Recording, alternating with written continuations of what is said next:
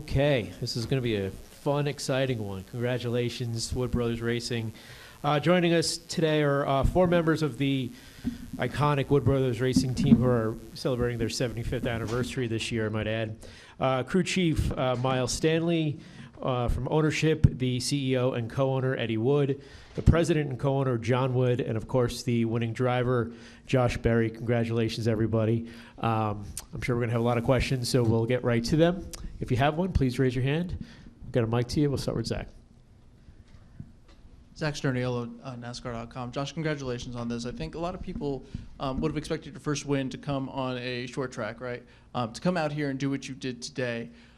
What's it say about how you've grown as a NASCAR Cup Series driver, and why shouldn't people be surprised about what you did today?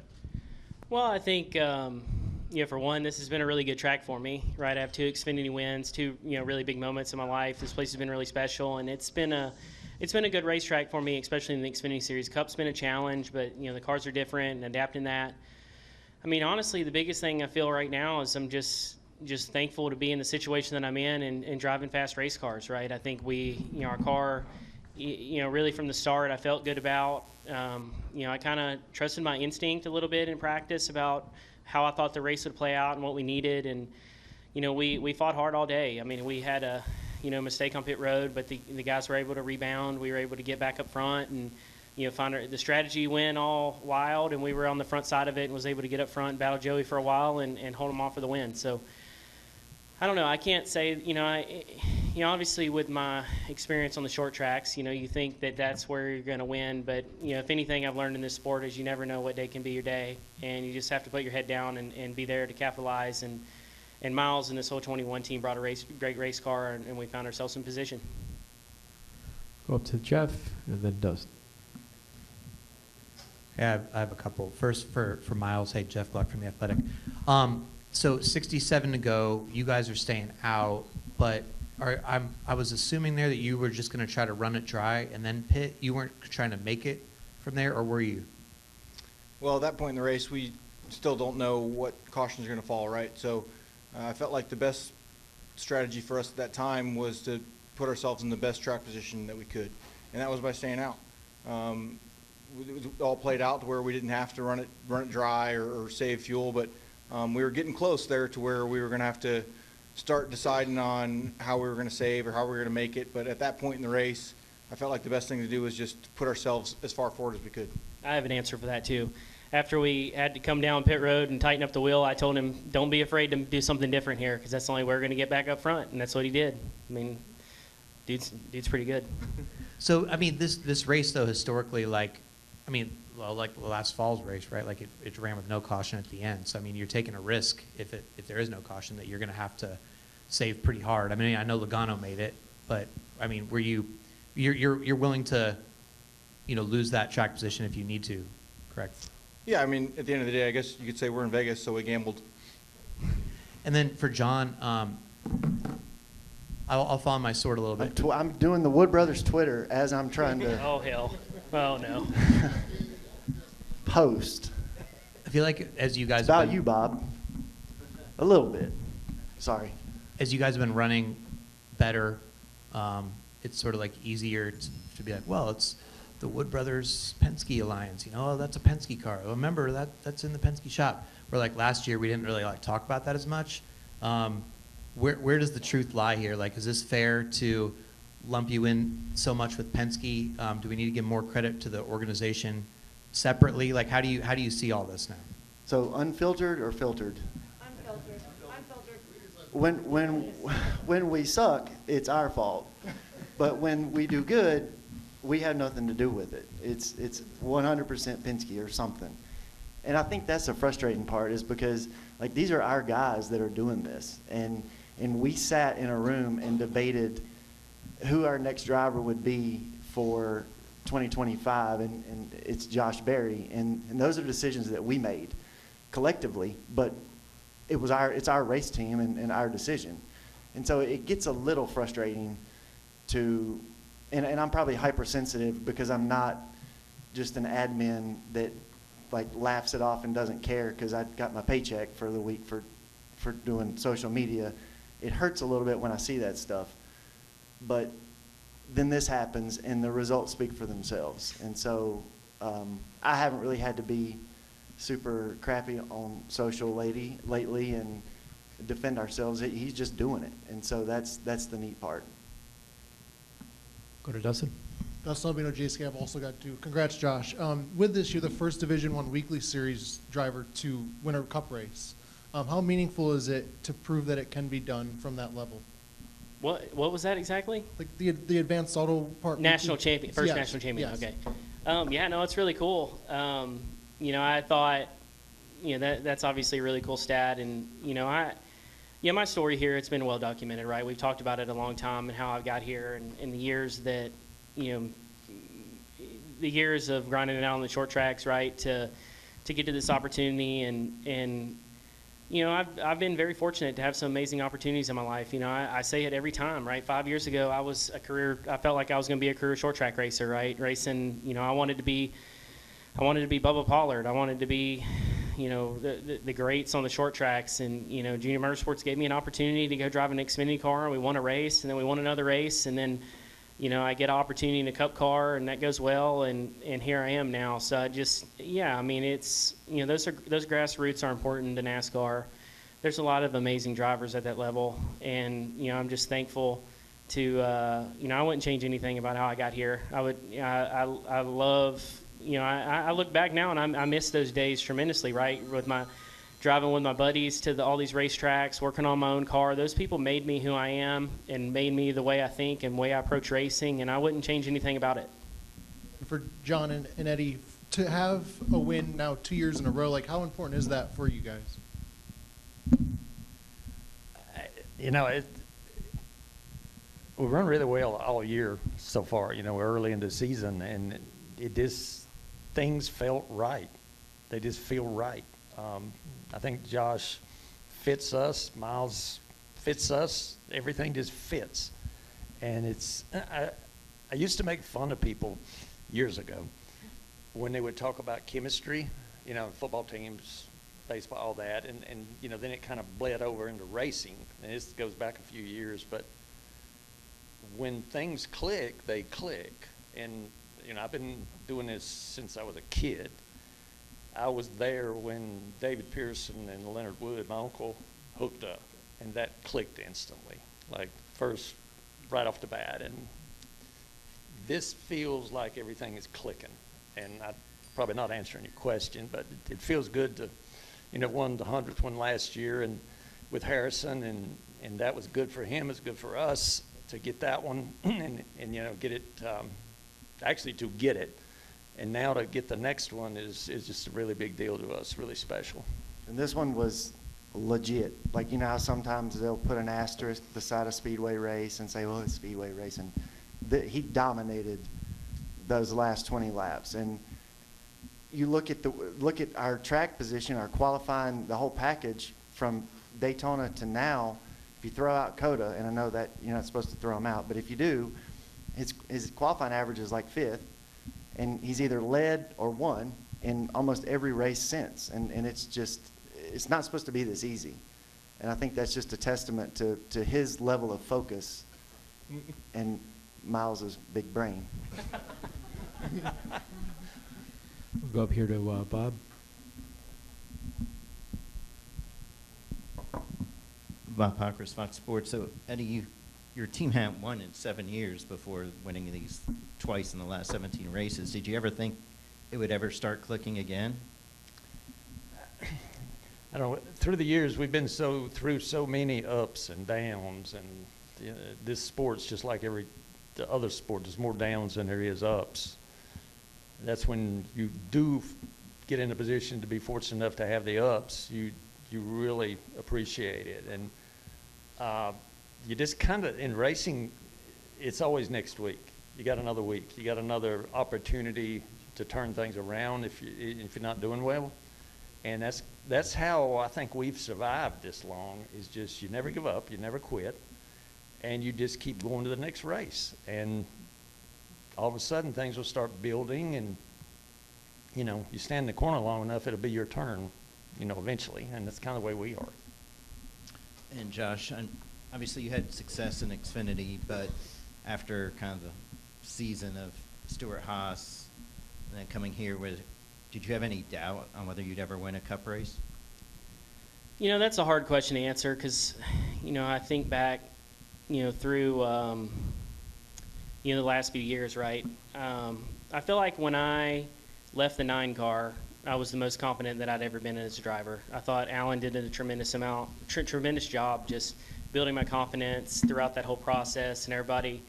But since then, it's been tough, right? My Xfinity Series season in 23 was tough. And then, last year, just battling through the emotions of every part of that, it was difficult to manage, right? But, through those days, you learn so much about yourself, and, so many lessons that I learned last year from them guys have stuck. And, now I find myself here in this new opportunity. And, from the minute that I sat with, everyone at this table and thought about this opportunity, it just felt right. Like, it just felt like the right fit for me. But, our performance the start of the season has 100% exceeded my expectations. And I think that it just goes back to just trusting your instincts as a driver, that, if you're in a good situation and surrounded by good people and have fast race cars, then you can do amazing things. And I think that's where I'm at with it, really. Like, Miles has done a tremendous job believing in me. And, I know there's times that probably even in the short couple weeks that he's probably thinks, what is this guy talking about or whatever. But, he's had my back, and we've built this, quickly together. And, I just feel like it's, and ultimately it comes down, if you're in a good situation surrounded by good people, leave it up to those guys to do their jobs and trust what you know as a driver, and here we are. Go to Jenna up front.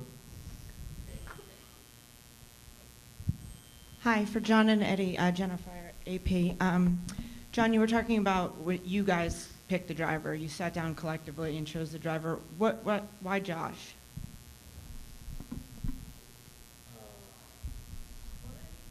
That's who we wanted. Yeah, I mean, It was simple. evidently, I've mistaken his results. I thought that I got it backwards, right? Basically, that's what we decided. I sat and told Lee Spencer how great he did in his debut here, and Josh's like, well, I ran 29th all day. I flew home I want to say this because I told him that. I flew home that night thinking that my Cup career was over because of how I ran that day. And it was a last second, thrown in the car. I had no preparation. And, even thinking back to that day, right, they believed in me and they gave me another week, right? And then we went and finished in the top 10. So just, it's amazing the things that have to happen to get to this point. He drove in two or three different style racetracks, having never driven in a next-gen car, and he ran competitively and finished well in 2 of the 3. And so I was sold from that point. And I didn't know Josh from anybody. Like, I knew who he was, but I hadn't been following him. And I didn't want him to do well. Like, I was like, well, this isn't supposed to be that easy. You're not supposed to outrun us when you just hop in one of these things. So it stuck in my mind that week. This dude's probably pretty good. But it never dawned on me that there would be an opportunity. He just seemed like a Chevrolet driver through and through forever. And then as the Stuart Haas thing began to evolve and unfold, we're thinking, all right, this might work out. And we had to check a couple of boxes before. Once those were done, then we could say, okay, now let's go get Josh. And it worked. And Eddie, where do you think realistically the race team stands right now, competition-wise? You're talking about here, NASCAR Cup. Big picture in Cup. Cup, yeah. Well, I can tell you this, it's the toughest I've ever seen it. I mean, like I said, I'm old, and I've been around a long time, and I've seen a lot of races, and I think, I was talking to Rudy this morning, sitting on pit wall before it started, and I've never met Rudy. And I introduced myself, and we talked, and I said, man, this is hard. And he said, you talk about how hard it was. And I said, this is the hardest, since I've been racing, I think it's the hardest right now, most competitive. And you hear that word a lot, most competitive, and everybody's competitive, and they are. And you know, congrats to this guy on, you know, leading his team. It's just amazing what they do. I mean, it's on my best day, I couldn't touch it. I mean, it's just so complicated now, and you've got to be so on top of it. And I mean, I guess the difference when I was younger, we worked on the race cars, and you know, we changed tires, and you know, everybody did everything. And now you can't do that. It's just it just amazes me, the technology. Just come sit with us on the pit box next week and just watch. It's just it'll blow your mind. I hope so. I have been so far. I mean, except for Coda. Throwing that one out. But other than that, I mean, yeah, like it's been unbelievable. And usually you start up front, you stay there, or you have a better chance of staying there. And to be qualifying this well, this early, and these two being as new to each other as they are, it's really unfathomable. We'll go to Chris and then Jonathan. Enough. 40s, mid-40s. 42. Yeah. Well, that's kind of my expectation, honestly, is that you coming into this. Let me step back a minute. Where we've run the start of the season is exceeded my expectations for sure. But my goal for this team and with Josh and the where we want to go and what we want to accomplish this season is it. I mean, we want to win a race. We want to make the playoffs. We want to advance in the playoffs. And we're marching down the path to do that. And I strongly believe we can be a contender week in and week out. There's weaknesses in our program that we have to work on. And I'm honestly surprised with how we ran this weekend. It wasn't one of the races that I had pegged as, you know, we're going to be in contention to win this thing. There are races in the beginning of the season that I think we can, but this was not one of them. So I'm very surprised, and it does help, you know, build the confidence in the team and the organization and all the guys. The confidence, as we all know, is super important for everyone in this sport, in this industry. And this is a pretty good step in the right direction for all the people on our team, from the pit crew to the mechanics to the guys in the shop to the engineers, everybody. I mean, it helps everything, so it's a good step.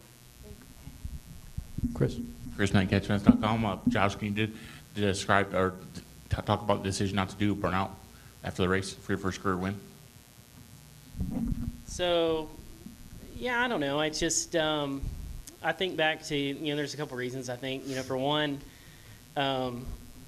you know, over the course of the off season, I found myself watching the 2014 Daytona 500 when Dale won, and he went down to one and kind of swung around and took his stuff off and waved at the fans. And, you know, I think back of nights at, you know, Saturday night short track racing that we would, you know, do that type of celebration, right? Because you couldn't, you know, blow the quarter panels up, you couldn't blow the motor, you couldn't tear the car all to hell after the race. And, you know, that's just what I wanted to do, right? Like, I don't know. It's just kind of who I am. You know, I did a little bit of one at the end there.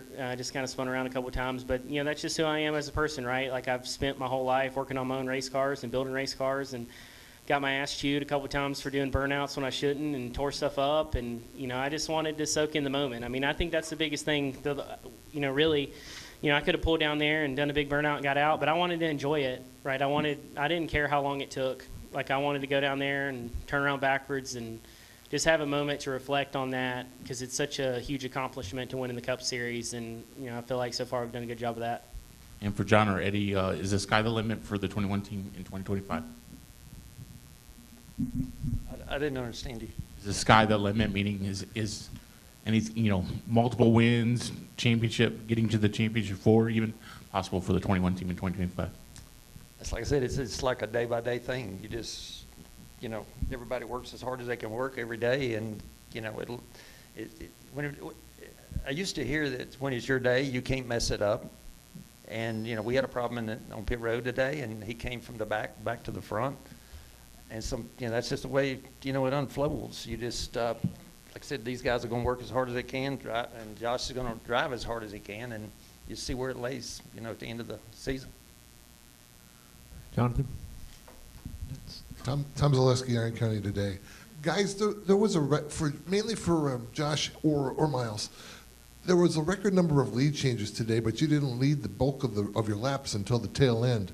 How are you feeling as the race is unfolding and you're seeing all the new leaders back and forth? Did you have a sense that you could? When did you have a sense that you could pounce and have a shot at winning the thing?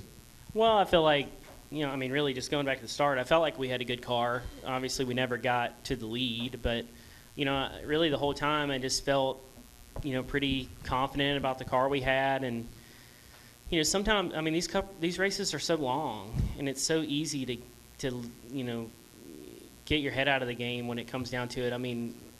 Like I said, I've raced cars, I've built cars, when your car's good, the car's good, and that's how I felt, right? Like I could have, gave Miles, said a bunch of, gave a bunch of comments about the car, but just to give them. But I felt like the car was good, and I felt like we just had to go execute, and that's where we're at, right? We're not, really so far this year. That's the best part about it is I feel like we're just not overthinking anything, right? We're just going out, trying to have the car drive good, qualify well, maintain track position, obviously, be mistake free on pit road, which we haven't done in the last couple weeks, unfortunately. But what we did, after that, it's just like I mentioned earlier, right? We lost our track position. We're back in the 20s. I told Miles, look, we got to do something different to get back up there, and we were able to do that. We caught the caution. And found ourselves up front, and sometimes that's what you just have to do in these races, to just put yourself up front. And they're long, and a lot of things can happen, and I guess the fastest car doesn't always win, but you have to be in the right spot to capitalize when it's your moment. Need to get Miles to one more interview stop and inspection. Does anyone have anything for Miles? Or we'll go Jonathan and then Jerry, and then we'll cut Miles loose. Miles, right back here. Jonathan Field, the racing experts. I know you won a lot of races as, race engineer, but how does it feel to win one as a crew chief? I honestly don't really know how to answer that. It feels great right now. It's pretty cool. It's like you said, I've been a part of winning several races as race engineer or as a performance group manager in championships, been part of that too, and it's, it feels great. I don't really know any other words to put to it, but I'm really proud of this team. I'm really proud of the guys that put all the effort in at the shop, from everyone that works on the cars, back of the shop, to the road crew guys, the pit crew guys. We've got a pretty young team in the guys that go over the wall. And like Josh said, the last couple weeks we haven't been perfect. We've had some mistakes, and they've really recovered from those really well. And I'm proud of that, So I have a lot of confidence in the team going forward, and it feels great to get a win this early in the season for our group. But I've been confident that we have the ability to do that. Certainly surprised that we were able to do it here and able to do it this early in the season. But yeah, it feels really good.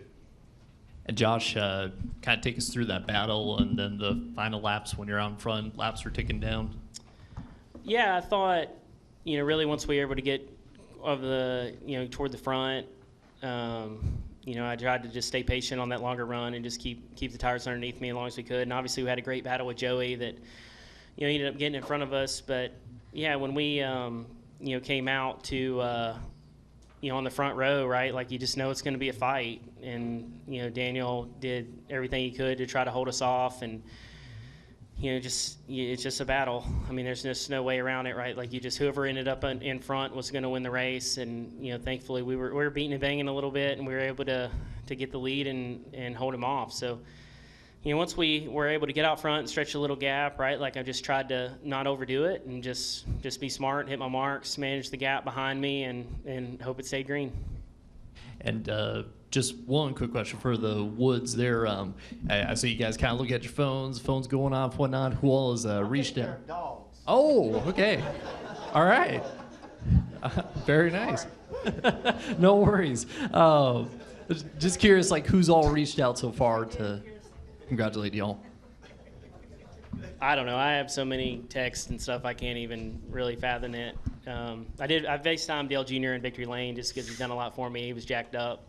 But yeah, that was my first call too. I got a long night of going through. You answer that one when he calls. Dad's is Jim Farley, and mine was was Dale Jr. Yeah, So Jim Farley called me. I hadn't even got to victory lane, and then Edsel Ford called. So you take those calls. Jerry? Jerry Jordan, kickingthetires.net. Miles, it's one thing to win a race and be qualified for the playoffs late at the last minute, but now, I mean, this is early. Does this give you guys some chances to plan and also, does it give you opportunities to take chances going forward? Yeah, it certainly does open up the box as far as what you can do with the rest of the season, as far as trying to develop your setups, trying to develop your team. But we're still really young as far as the whole team goes and our relationship as well. So there's a lot of development that we still have to do naturally, win or without a win. So it kind of relieves some of the stress of trying to make sure you get that win so you lock yourselves in the playoffs. But it's definitely, I think we'll try and take advantage of it as best we can to either, whether it's try different setups or risks in strategy calls in the races. It definitely bleeds through the season. But obviously most importantly is still generating points, generating playoff points so that we can progress through the playoffs. Not just making the playoffs. That's not the only goal, right? The goal is progress through the playoffs, not just make them. Miles, congratulations. We'll let you go. You have one more interview and then some inspection to attend to. So thank you. Congratulations. All right. Thank you, guys. We'll continue on with our remaining winners, and we'll go over here to the middle. Mitchell Brewer, Black Hat Sports. Josh, there's been a lot of legendary drivers that have won for the Wood brothers. What's it mean to add your name to that list? Yeah, no, it's amazing. These, the Wood brothers have been around for 75 years, and it's just tremendous, the legacy they have in this sport. And it really is an honor just to get to drive the car, but let alone win a race and run like we have. It's just been, it's like I said, it's just far exceeded my expectations. So it's, this is a, special day for all of us, right? To, win at an intermediate track like we did is really cool, and just thankful for the opportunity more than anything, right? To be behind the wheel in the Cup Series is an honor and a privilege, but to be driving fast race cars like this and have this opportunity is really special. Come up here to the front to Lee.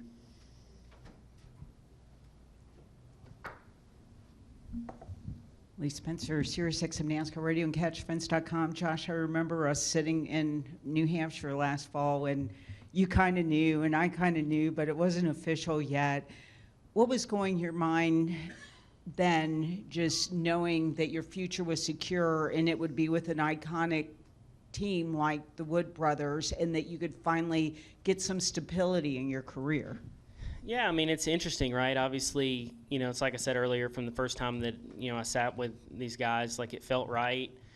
And thankfully we got that taken care of pretty early in the season, but, there still is a pressure as a driver from then on, right? Because, I know that they're watching every lap that I make, knowing that, I'm going to be a part of their future, and you want to go out and have good races and prove yourself and get everybody excited and wanting to be a part of this. So, it's still, I don't know, as a race car driver, the pressure of trying to perform ever goes away, really, right? Like, obviously it was good to have, have a ride lined up amidst all the, the everything that was going on with SHR shutting down. But, really for me, like, I wanted more than anything to finish that time in the 4-car as strongly as I could, just because, those guys, I owed it to them. I owed it to the 4 team. I owed it to everybody at SHR. But obviously, these guys are sitting there watching me every week in and week out, and I wanted them, I wanted to start this year with them excited and ready to go. And, I don't know if last year I did that as much as I wanted to, but,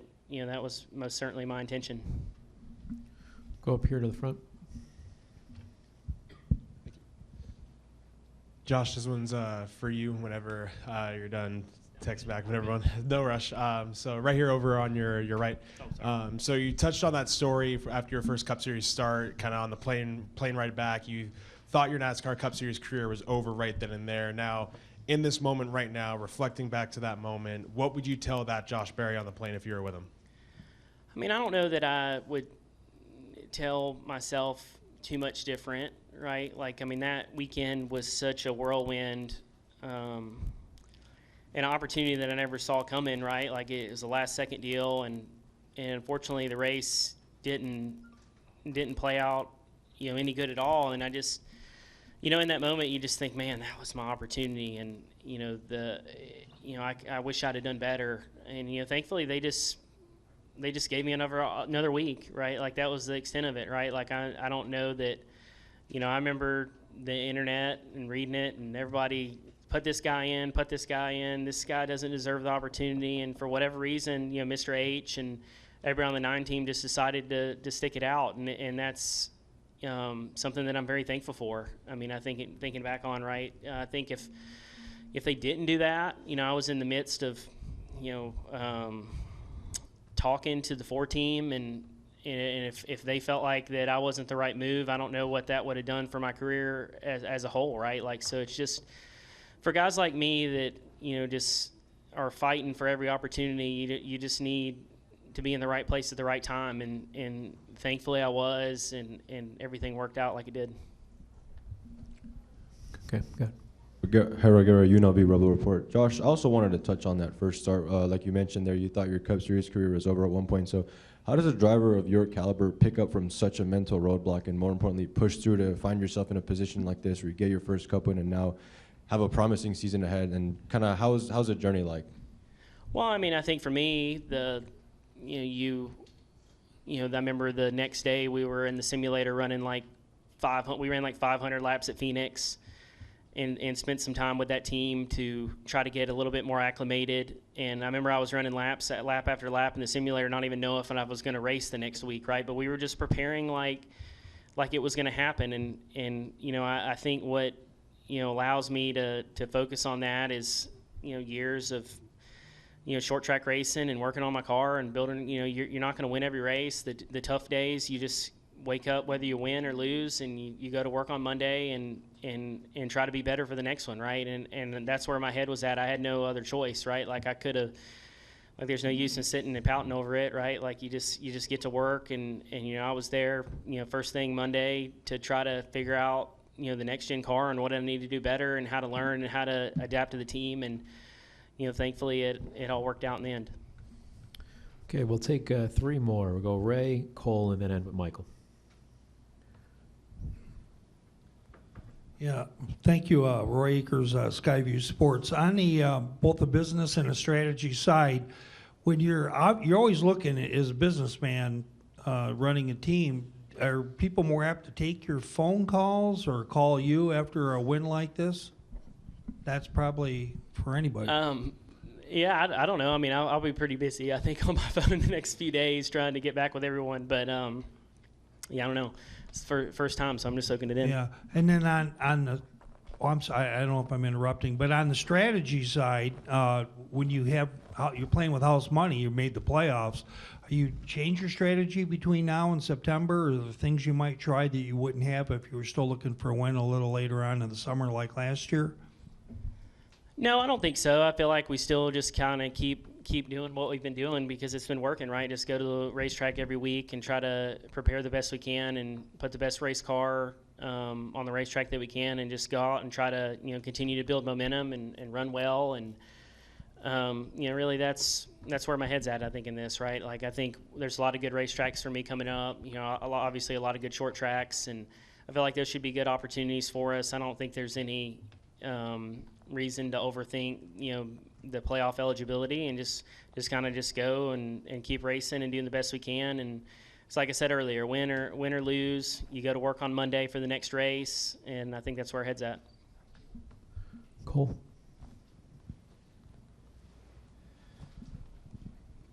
Cole Cusimano with the Arizona Republic and Speed Freaks. For Josh, you get your first NASCAR Cup Series win in just your 53rd start at the top level. Obviously, it's the start of your second full-time season. Is that surprising to you just to get that win so early on in your Cup career? I mean, yeah, I think, you see a lot of statistics about guys in the Cup Series, and kind of the 100 race mark being the mark of when, the performance kind of turns, I guess, for them once they build the experience. But, you know, I don't know. At the same time, I don't consider myself the same as a lot of younger guys, right? I mean, I'm older. I'm more experienced in racing as a whole. Let alone, you know, not cup racing or Xfinity racing. I mean, I'm still relatively inexperienced in that side of things. But as a racer and a person, I mean, I'm 34 years old and have been racing for years and years and years. So I mean, I've just kind of, even though it's at a different level, I've seen a lot of different things, and you know, I feel like that you know, proved in the Xfinity series that I was maybe a little bit more prepared than really I thought I was, and you know, now to be here today, it's really cool. We'll end it with Michael. Michael Massey, front stretch. The Wood brothers are known for, you know, so many first-time winners. 9 guys have won their first race with you. A lot of those guys, though, like Dale Jarrett, Ryan Blaney, they went on to get their second win and many others elsewhere. So you guys are early in this deal now. So how important is that you guys have this deal to build together and actually have a driver you can invest into and have a career with him? We don't know because it's never happened. Lately, like the wins that we get have been at the tail end, the middle to the tail end of the season with Blaney, with Harrison. Harrison was 2 or 3 races before the cutoff. And so now at the front end, it's going to be a completely different feeling. You're racing now for stage points instead of a win. Knowing that we're going to make the All-Star, haven't done that, I don't think, in a long, long time. It's been a long time. Yeah. I don't remember, but you know, just making. I'd forgotten about the All-Star race. Somebody mentioned it a while ago that you automatically in that and not in the other race. That's big for us. But to have it on the front end is yeah, really, really, it's relieving. It's just a huge burden. Everybody's so uptight. Not everyone, but the guys that are from 15th to 25th, and I consider us in that range. We typically are. It's so nerve-wracking, particularly when you get midways through regular season. You're looking at 1, 2, 3, 4, 5 points, and it makes for some long races. And to know that we're there now and don't have to worry about it, it's a huge, huge burden to overcome. you mentioned first-time winners in our car. That's one thing I'm probably most proud of. We got a wall in our museum with the winners, and I went a 3 weeks ago. I already got a picture of Josh in motocraft uniform ready to go, just hoping we'd get that first win. You never know when you're going to get one or if you're going to get one, but I just felt so good about the combination with Miles and Josh. Like I said a while ago, they just clicked, and you could just see it from the get-go, and it just felt like he was going to get, he's going to run up front. You got to get in the right spot to win a race. These races are so hard to win, and the way he won it today is really special. Well, Eddie, John, Josh, congratulations on this great win, and thanks for all the time. Good luck. Thank you. Thank you. Thank you guys. Thank you for all you guys do.